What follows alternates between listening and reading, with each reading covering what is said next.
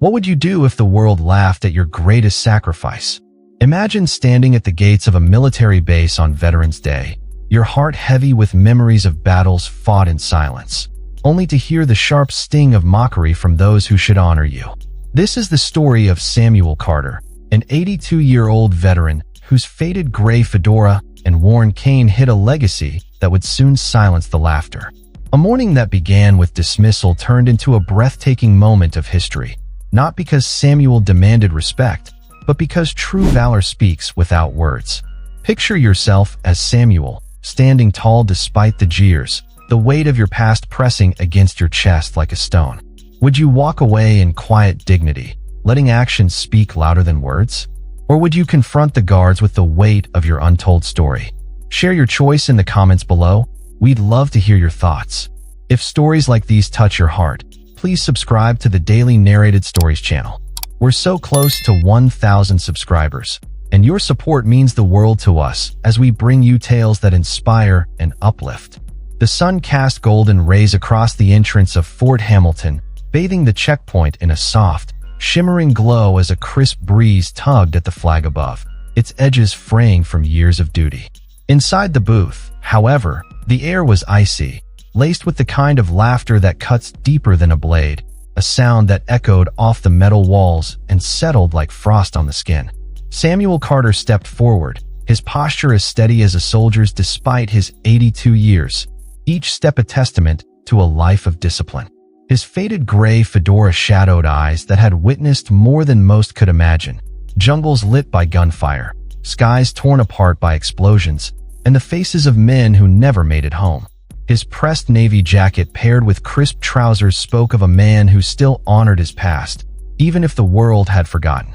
In one hand, he held a cane etched with a faint army emblem, not a decoration, but a relic of service, its wood smoothed by decades of grip. In the other, a sealed envelope, its edges worn but its contents heavy with meaning, the paper crinkling softly as he adjusted his hold. "Good morning," Samuel said, his voice low but firm, carrying the weight of years spent giving orders under fire. "I'm here for the memorial." The young officer at the gate, Lieutenant Derek Holt, 29, with a sharp haircut and a sharper smirk, took the card with a look of disdain, his fingers brushing the yellowed plastic as if it might crumble. He held it up, chuckling, the sound harsh against the morning stillness. "This expired in 1988, Holt scoffed, waving it at the other guards like a trophy, their shadows stretching long across the pavement. "Sir, if you're still a sir, you can't just stroll onto a base with something this ancient." "What's next?" "A telegram from Eisenhower." The other guards snickered, their laughter a chorus of ignorance, each note tightening the knot in Samuel's chest. Samuel stood unmoving, his deep-set eyes calm as the laughter echoed, though beneath his steady gaze, a flicker of pain stirred. He'd heard worse in his time. Far worse. Shouted insults in the heat of battle, the sneers of captors during his brief time as a POW, the cold indifference of bureaucrats who'd once denied his men proper care. But this mockery on Veterans Day of all days felt like a betrayal of the very flag fluttering above them. His fingers tightened briefly around his cane, the army emblem pressing into his palm, grounding him as memories of fallen comrades flashed through his mind. Men who'd trusted him to lead them through hell, men whose names he still whispered in his prayers each night. Holt tapped the ID against the booth, the metallic clink punctuating his grin. "We get enough wannabes trying to play hero. This place isn't a museum for old stories." From inside, Sergeant Tara Miles leaned out, a coffee cup in hand, steam rising like a ghost in the chilly air. She joined the mockery, her tone dripping with sarcasm. "Betty's got a tale about teaching Patton how to salute," she quipped, sparking more chuckles that reverberated through the booth, the sound grating against Samuel's ears like sandpaper. Samuel said nothing, his silence a shield forged through decades of holding back emotions too heavy to share. He reached for his ID, his movements slow but deliberate, the envelope under his arm catching the light, its surface smudged with the faint imprint of his thumb from years of handling. Holt shrugged, tossing the card back with a flick of his wrist, the plastic skittering across the counter before Samuel caught it. "Sorry, Grandpa. No valid ID, no entry. Try the history museum in town," Holt said, his voice laced with mockery. the words landing like a slap. Samuel nodded once, his lips a thin line, and turned, his cane tapping softly against the pavement as he walked toward the parking lot. There was no anger in his steps, only a quiet dignity that seemed to hush the laughter behind him, the guards' voices fading into an uneasy silence as they watched him go. Private Marcus Vega leaned against the booth's wall, arms crossed, silent through the exchange, his dark eyes narrowing beneath the brim of his cap. He hadn't laughed, hadn't smirked, just watched, his brow furrowed with a growing unease that coiled in his gut like a snake. Something about Samuel felt different, like the air before a storm, heavy with unspoken truths. That didn't feel right, he muttered under his breath, his voice barely audible over the rustle of leaves skittering across the ground. Holt, still grinning, waved him off, his confidence unshaken. "Come on, Vega. You think that guy's legit?" That ID looked like it survived a war in a washing machine. Miles snorted into her cup, the sound sharp and dismissive. Probably tells his grandkids he invented the tank. The group outside the booth joined in, their laughter growing louder, feeding off each other like a pack of wolves circling a wounded animal. Corporal Nathan Brooks, a stocky man with a buzz cut, added his own jab, his voice carrying over the others. "I thought he was here to fix the pipes. Khakis and a thrift store jacket? Really?" Another guard chimed in. "Maybe he's writing a memoir. How I snuck into a memorial with a fake ID." The mockery snowballed, each comment sharper than the last, their voices a cacophony of ignorance. One of the younger guards, Private Jenna Carter, no relation to Samuel, stepped forward, her boots scuffing the pavement as she mimicked Samuel's slow walk, leaning on an imaginary cane and squinting in exaggerated confusion. "Where's the war at?" "I forgot my map," she said, her voice high-pitched and mocking, drawing a roar of laughter from the group. Holt laughed hardest, shaking his head as he leaned against the booth, wiping a tear from his eye. The scene felt like a cruel theater, each actor playing their part in a performance Samuel had never asked to witness. But Vega didn't join in, his jaw tightening as he watched the display. His eyes followed Samuel as the old man reached a bench beneath a sprawling oak tree, its branches gnarled and ancient, casting dappled shadows across the ground. Samuel sat down slowly, the bench creaking under his weight, and removed his hat, placing it gently in his lap, his hands resting on it with a reverence that spoke of habit. He didn't look back, his gaze fixed on the horizon, as if the weight of the world rested on his shoulders, a weight Vega could almost feel from across the lot. Vega's gut twisted, a cold unease spreading through him like wildfire. He'd grown up hearing his grandfather's stories of Vietnam, tales told in hushed tones, heavy with the ghosts of men who never returned, their names etched into his grandfather's memory like scars. Samuel reminded him of that same quiet strength, the kind that didn't beg for recognition but carried it nonetheless, a strength that felt sacred, untouchable. The laughter felt wrong, like mocking a sacred relic, a betrayal of everything Vega had been taught to honor. He shifted his weight, his boots scraping against the floor, the sound jarring in the sudden quiet as the guard's laughter finally died down. "Something's off," Vega said again, louder this time, his voice cutting through the lingering chuckles. Holt tossed the ID into a bag labeled "Invalid Credentials," smirking as he glanced at Vega. "What's your deal, Vega? You're acting like he's some kind of legend." But Vega ignored him, stepping outside to watch Samuel, the morning air cool against his skin. The sunlight glinted off the cane, revealing the army emblem more clearly, a detail that made Vega's stomach churn with unease, the emblem's edges worn but unmistakable, a symbol of service that felt too real to be a prop. As Vega watched, a faint breeze lifted the edge of Samuel's jacket, revealing something pinned inside. A small, tarnished metal, barely visible but glinting in the sunlight like a beacon. It wasn't a common decoration. It looked like something from a classified operation, the kind whispered about in history books, the kind of metal you didn't earn unless you'd walked through hell and back. A chill ran down Vega's spine, his breath catching in his throat. What if they'd just turned away someone whose name was etched in the shadows of military lore? What if Samuel Carter was more than just an old man with a story? What if he was a living legend? Vega's fingers hovered over his phone, hesitation warring with instinct. Finally, he dialed his sister, Elena, who worked in military records in D.C., Her job giving her access to archives most soldiers could only dream of. "Elena, it's me," he said, his voice low, urgent. "I need a favor. Can you run a name?" "Samuel Carter.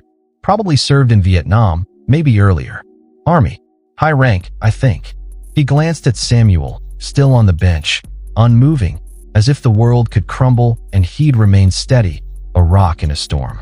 Vega whispered to himself, echoing his father's words. "Real heroes don't demand respect. They carry it in their bones." The words felt like a prayer, a plea for clarity. In the mess hall, Clara Evans stirred a pot of oatmeal, her hands steady but her ears sharp as two guards grabbed coffee and recounted the morning's events, their voices carrying over the clatter of trays. "You should have seen him," one said, a smirk in his tone. "Walked up like he owned the place." Holt nearly lost it laughing. Clara's spoon slowed, the oatmeal thickening as she listened, her heart beginning to race. "ID older than my dad. Swear to God.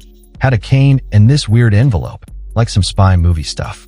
Holt told him to try a museum. Clara turned, her voice low, almost a whisper. "What did he look like?" "Old, maybe 80s, gray hat, dark skin. Wore it like it meant something."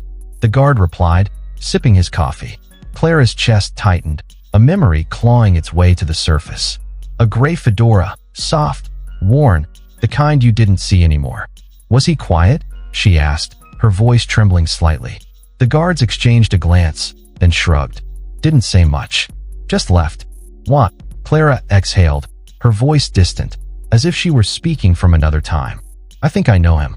Years ago, 1980, there was a fire at the ammo depot. Everyone ran, except one man. Older, skinny, gray hat. Walked into the flames and pulled 4 soldiers out, one by one. Never said a word after. Just left." The guards fell silent, their coffee cups forgotten. Clara's hands trembled as she set the spoon down, the memory flooding back like a tidal wave, raw and unrelenting. She could still smell the smoke, acrid and thick, choking the air as flames roared through the depot, the heat searing her face even from a distance. She could hear the screams, desperate, haunting, soldiers trapped inside, their voices swallowed by the inferno. She'd been a young cook then, barely 20, her apron still dusted with flour from that morning's biscuits, when she saw him. A lone figure in a gray fedora, his silhouette stark against the orange glow. He'd walked into the flames without hesitation, his steps steady, purposeful, as if he were strolling through a garden rather than a death trap. He emerged minutes later, a soldier slung over each shoulder, their uniforms singed, their faces pale but alive. Then he went back, again and again, until 4 men were safe. One of them was her brother, Daniel, a private who'd only enlisted a year before. Clara had run to him, tears streaming down her face, but when she turned to thank the man, he was gone, vanished into the chaos like a ghost. She'd never thanked him, never even learned his name. Her brother had survived because of that man, but the memory carried a bitter edge. Daniel had died years later, in a car accident, and Clara had always wished she could tell that stranger how much those extra years with her brother had meant. Could this be him? Was this Samuel Carter the man who'd given her a few more precious years with Daniel? Clara wiped her hands on her apron, the fabric rough against her skin, and turned back to the oatmeal, though her mind was far from the kitchen. She whispered to herself, "If that's him, I owe him more than I can ever repay." The guards watched her, their earlier amusement replaced by a quiet unease, the weight of her words settling over them like a shroud. Meanwhile, back at the checkpoint, Vegas sat in the break room, phone pressed to his ear, the hum of the base's activity a distant murmur. "Elena, it's me. I need anything you can find on Samuel Carter." Quietly, he glanced out the window, his eyes locking on Samuel, who hadn't moved, his stillness almost unnerving, as if he were waiting for the world to catch up to him, a statue carved from time itself. A young comms officer, Private Ryan Ellis, overheard Clara's story as he grabbed a tray, his curiosity piqued. He'd always been the type to dig deeper, to chase the threads of a mystery, and something about Clara's tale tugged at him. He slipped into the comms room, his fingers flying over the keyboard as he pulled up the base's internal forum. With a quick snap of his phone, he took a photo of Samuel through the window, the old man sitting tall under the oak tree, hat in lap, eyes forward, the envelope resting beside him like a silent promise. Ellis posted the image with a caption, *, does anyone know this vet? Turned away at the gate. Mess hall says he saved lives in 80. *, the image spread like wildfire, pinging across the base's network, each notification a spark that ignited whispers of curiosity and doubt. As the post gained traction, a grizzled sergeant in the motor pool saw the photo and froze, his wrench slipping from his hand with a clatter. He'd heard stories from his father, a Vietnam vet, about a man named Carter, a legend among the ranks, a soldier who'd once walked through enemy lines with nothing but a knife and a prayer to rescue a downed pilot. The details were hazy, passed down through years of retelling, but the gray fedora in the photo matched the description his father had always given. Could this be the same man? The sergeant forwarded the post to his old captain, adding a note, *, check this out. Might be the Carter my dad talked about. *, the whispers grew louder, the base humming with a quiet tension as more eyes turned toward the old man on the bench. The security office at Fort Hamilton buzzed with chatter, radio static, footsteps, the clink of coffee mugs, until a phone rang, sharp and deliberate, cutting through the noise like a blade. Vega, closest to the desk, answered, recognizing the caller ID immediately. Pentagon secure line. His heart skipped a beat as he stood upright, his voice steady despite the adrenaline surging through him. Private Vega speaking, he said, the words clipped and formal. A crisp voice replied, its tone commanding, unyielding. This is Colonel Andrea Marshall, Special Operations Legacy Office. Put me on speaker. Now. Vega signaled the room to hush, his hand raised as he called for Holt, his voice carrying a note of urgency. Lieutenant Holt. Call from D.C. They want you on speaker. The room fell silent, the air thick with anticipation, every eye on Holt as he approached. Holt sauntered in, still smirking from his earlier triumph, though a flicker of unease crossed his face at the mention of D.C. He leaned against the desk, his posture casual, but his eyes sharp. Lieutenant Derek Holt. How can I help? The voice on the other end cut through like a knife, its icy calm sending a shiver down Holt's spine. Lieutenant Holt, this is Colonel Marshall. You are to treat the man you turned away, Sergeant Major Samuel Carter, with full honors. You've mocked a man whose service predates your existence, whose operations remain classified across 3 branches. Holt's face drained of color, his smirk vanishing as if slapped away, his hands gripping the edge of the desk. Ma'am, I didn't know, Holt stammered, his voice cracking, the confidence he'd worn like armor crumbling under the weight of Marshall's words. No, you didn't. Marshall snapped, her tone sharp enough to cut glass. You saw an old man and made a joke. That man led Operation Shadow Strike in 1971, rescuing 32 POWs in Laos without a single loss. His clearance under Directive 92C is valid indefinitely. Silence fell, heavy and suffocating, the room frozen as if time itself had stopped. Miles whispered, her voice trembling. That Samuel Carter? Marshall confirmed, her words a final blow. Yes, and you humiliated him. Holt's knees buckled slightly, his mind racing as he replayed the morning in his head. The laughter, the jabs, the way he'd waved Samuel's ID like a punchline. Guilt clawed at him, a cold, sharp thing that twisted in his gut. He'd joined the army to honor his father, a retired colonel who'd always taught him to respect the chain of command, to honor those who'd paved the way. But he'd failed, spectacularly, and the realization hit him like a freight train. He thought of his father's stories, of men like Samuel who'd carried the weight of war so others wouldn't have to, men who deserved better than a cocky lieutenant's scorn. Holt's hands trembled as he stared at the floor, the shame burning hotter than any reprimand.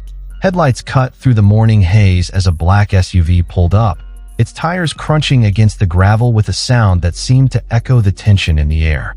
Colonel James Weston stepped out, his dress uniform crisp, his presence commanding, his medals glinting in the sunlight like stars on a clear night. "Where is Sergeant Major Carter?" he asked, his voice low but thunderous, carrying the weight of authority that made every soldier in the vicinity snap to attention. Holt pointed to the bench, his hands trembling, his mouth dry as he struggled to find words. Weston nodded, his expression unreadable. "Stand down. Prepare for honors protocol."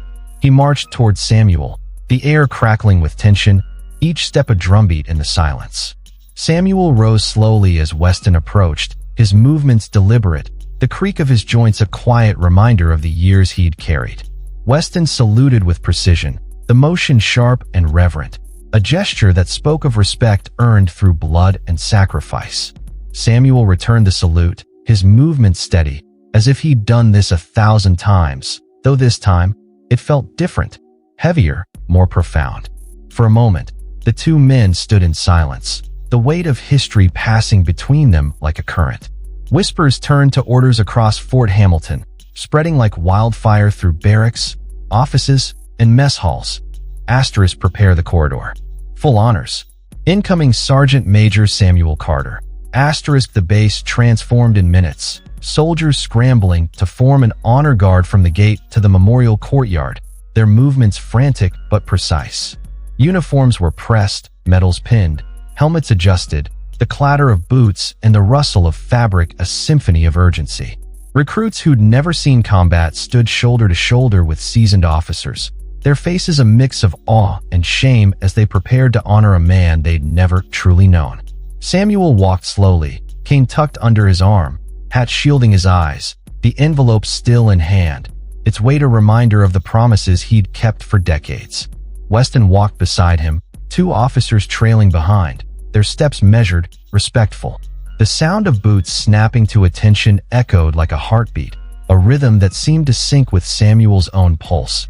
Each beat a memory of the men he'd led, the men he'd lost. The air was thick with the scent of polished leather and the faint tang of gun oil, a sensory reminder of the life Samuel had once lived. Holt and Miles stood at the gate, faces pale, eyes forward, not daring to speak as Samuel passed without a glance, his presence a silent rebuke. Weston paused, turning to the security team, his gaze hard as steel. That ID you laughed at? It has a passive transmitter. Activates every Veterans Day. That's how we know he's alive. Holt blinked, stunned, his mind struggling to process the words. You track him? Weston's voice sharpened, cutting through the haze of Holt's thoughts. No, we honor him, quietly.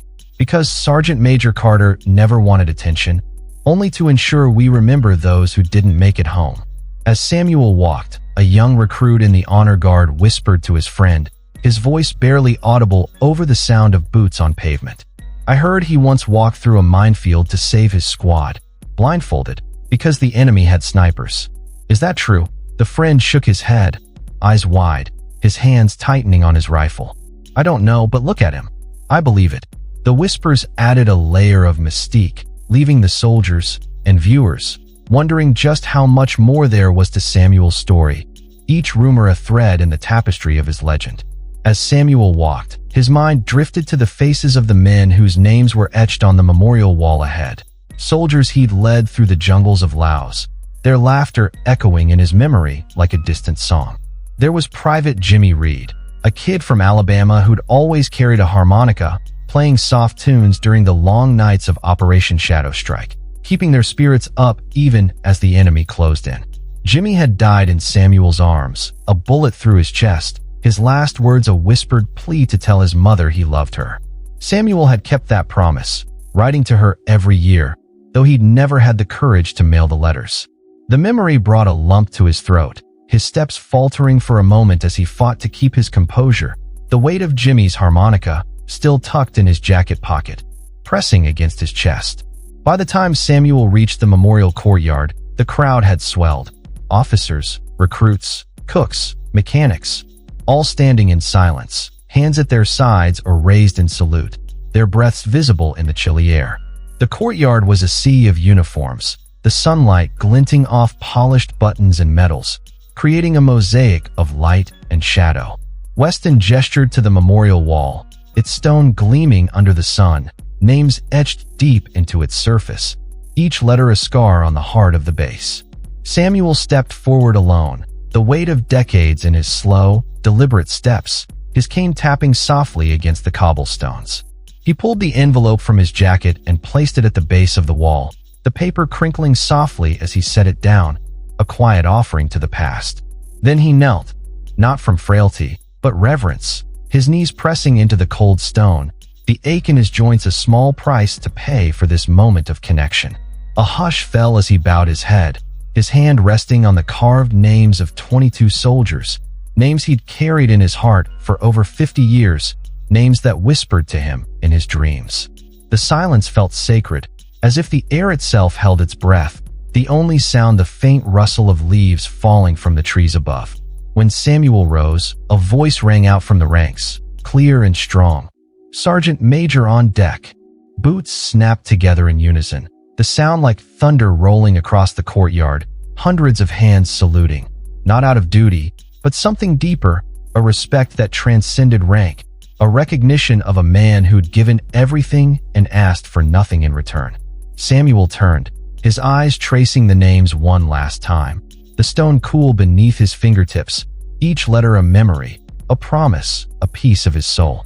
"I didn't come for applause," he said, his voice cutting through the stillness, strong and clear despite his age, each word a testament to the man he'd always been. "I came to deliver these." He tapped the envelope, the sound soft but resonant, a heartbeat in the quiet. "I've written letters every year, one for each of them. I told their families who they were, what they did, what they gave." The crowd stood frozen, their breaths held, as if afraid to break the spell of his words. "I never mailed them," Samuel added, softer now, his voice cracking slightly, the weight of years of solitude seeping through. "Thought no one would care." Weston stepped forward, his boots clicking against the stone, his expression solemn but warm. "They did, Sergeant Major." Samuel looked up, startled, his eyes searching Weston's face for truth. Weston nodded, his voice steady. "We've retrieved your letters every Veterans Day. The names and addresses on those envelopes. We delivered every one." A murmur rippled through the crowd, a collective gasp of awe and gratitude. At that moment, a woman in the crowd, a civilian visitor named Lena Harper, clutched a letter in her hand, tears streaming down her face, her fingers trembling as she traced the faded ink. She'd received one of Samuel's letters 10 years ago, a letter about her father, a soldier who died in Laos during Operation Shadow Strike. She'd read it every night since, the words framing her father as a hero who laughed in the face of fear, a man who'd shared his last piece of chocolate with his squad the night before he died. Lena had been a child when her father was killed, and the letter had given her a piece of him she'd thought was lost forever, a glimpse of the man he'd been, not just the soldier he'd died as. She whispered to her son beside her, her voice breaking, "That's the man who gave me my father back." Her quiet sob echoed through the courtyard, a testament to Samuel's unseen impact, a ripple that had traveled across decades to touch a family he'd never met. Samuel closed his eyes, a single tear slipping down his weathered cheek, not from weakness, but from a heart finally understood, the walls he'd built around his grief crumbling under the weight of Weston's words. For the first time in decades, he felt seen, not as a relic of the past, but as a man whose quiet acts of honor had mattered. He opened his eyes, the tear glistening in the sunlight, and looked at the crowd, their faces a blur of respect and regret. Holt, standing at the back, met Samuel's gaze as he turned, the distance between them shrinking under the weight of that look. "I'm sorry," Holt said, his voice barely audible, the words heavy with shame. Samuel held his gaze, his eyes piercing but not unkind, then nodded once, a gesture that spoke of forgiveness but also expectation.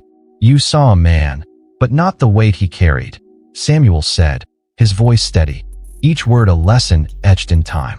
Holt swallowed hard, his throat tight, the weight of his failure pressing down on him like a physical force. "I see it now," he whispered, his voice breaking, a promise to do better forming in the silence. The crowd parted as Samuel walked through, his head high, his steps slow but sure, the weight of his past no longer invisible but a beacon for those who watched. The soldiers lining the path saluted as he passed, their hands steady, their eyes filled with a newfound respect. The air was thick with the scent of autumn leaves and the faint hum of a distant helicopter, a reminder of the world beyond the base, a world Samuel had once fought to protect. Later that afternoon, Fort Hamilton's commander gathered over 300 personnel in the main hall, the room buzzing with a subdued energy as soldiers filed in, their chatter quiet, their expressions solemn. The hall smelled of polished wood and coffee, the walls lined with photos of past commanders, their stern faces watching over the gathering. Colonel Weston took the podium, his presence commanding silence without a word. "Today, you stand in the presence of history," he said, his voice deep and resonant, then stepped aside, gesturing for Samuel to take the stage. Samuel walked up, hat in hand, the room falling into a reverent silence, the only sound the faint creak of the wooden floor beneath his feet. He surveyed the young faces before him, some curious, some ashamed, all listening, their eyes locked on him as if he were a living monument. "I'm no hero," he began, his voice steady, each word deliberate, a lesson carved from a lifetime of service. "Just a man who kept his word."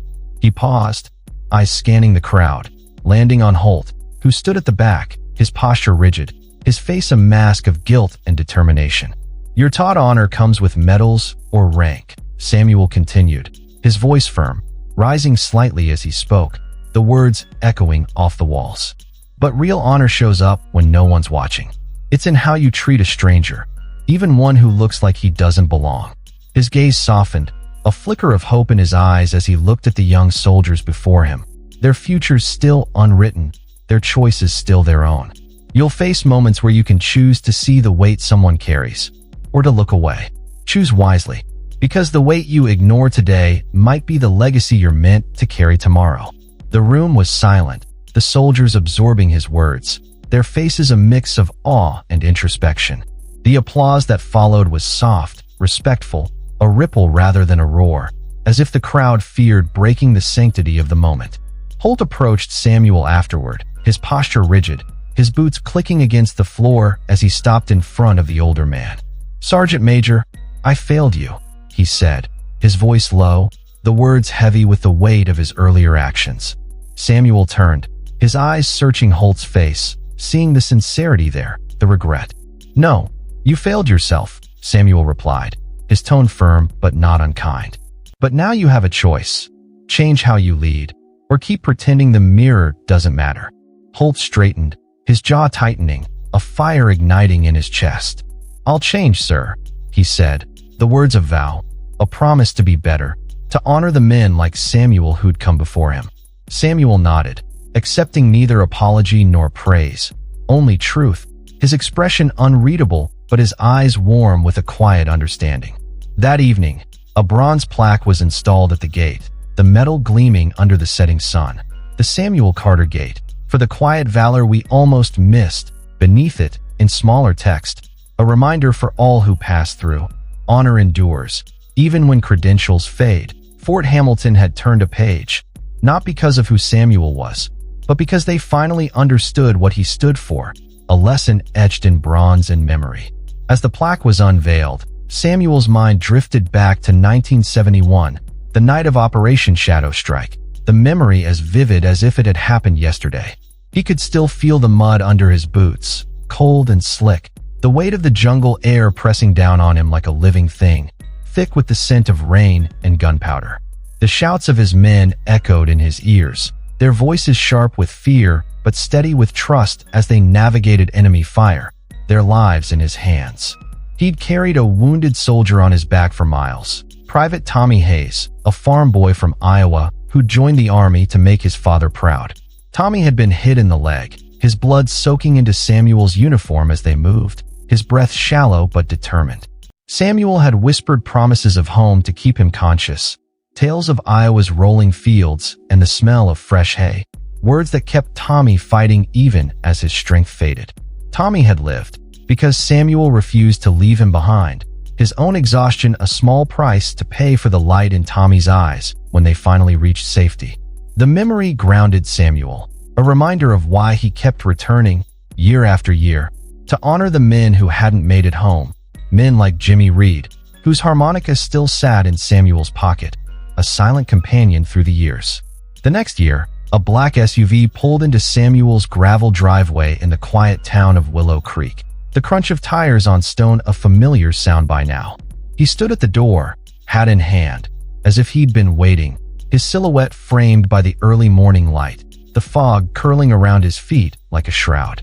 A young officer stepped out, her uniform crisp, her salute sharp and respectful. "Sergeant Major," Permission to accompany you. Samuel gave a faint smile, the lines on his face deepening, a flicker of warmth in his eyes. Permission granted. And so the tradition began. Every Veterans Day, Samuel returned to Fort Hamilton, not for fanfare, but to kneel at the wall, whisper the names, and leave another envelope. Each visit a quiet pilgrimage to the past. Samuel Carter passed away quietly at 89, leaving a sealed envelope on his desk labeled, "For the ones I couldn't save." Inside, one final letter. Asterisk, honor does not fade. It only needs one person to remember. Justice may be late, but it is never absent. Keep doing right, even when no one sees. Asterisk, at Fort Hamilton, the Samuel Carter Gate stands as a testament to a man who carried respect even when forgotten, a reminder that some warriors leave legacies written in silence. Samuel's journey teaches us that courage isn't always loud. It's in the quiet acts, the promises kept, the names remembered. Reflect on someone in your life whose quiet strength inspires you. Who would you honor today? Share their story in the comments below. Let's keep their legacies alive together.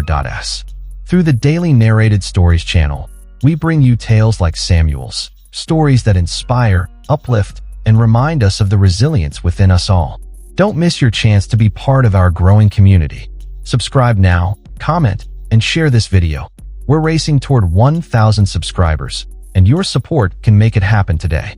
Time is fleeting, but stories like these last forever. Join us before this moment passes. Because some heroes leave medals, others leave messages that echo beyond the stone. You don't need a title to stand with dignity. You just need the courage to hold on to it. Let's honor that courage together, right now.